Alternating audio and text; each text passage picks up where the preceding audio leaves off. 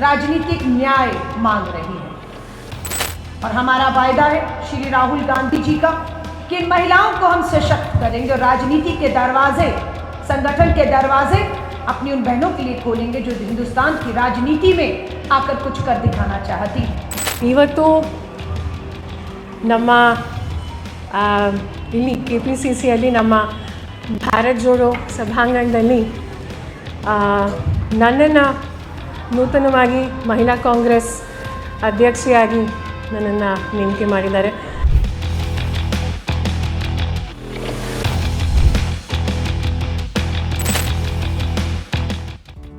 कर्नाटक के वजीर आला सिद्धरामैया और KPCC के सदर DK शिव कुमार और दीगर सीनियर कांग्रेसी रहनुमाओं ने भारत जोड़ो भवन में कर्नाटक महिला कांग्रेस की नई सदर सौम्या रेड्डी के हलफ उठाने की तकरीब में शिरकत की।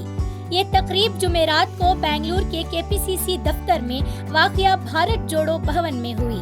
सौम्या रेड्डी ने अहदे का हलफ उठाया, जबकि साबिक सदर पुष्पा अमरनाथ ने इस इजलास की सदारत संभाली। इस तकरीब में नेशनल महिला कांग्रेस की सदर अलका लंबा और दीगर वजीरा जैसे कृष्णा बैरेगौड़ा, लक्ष्मी हेब्बाळकर और साथ ही दीगर पार्टी एहलकार भी मौजूद थे।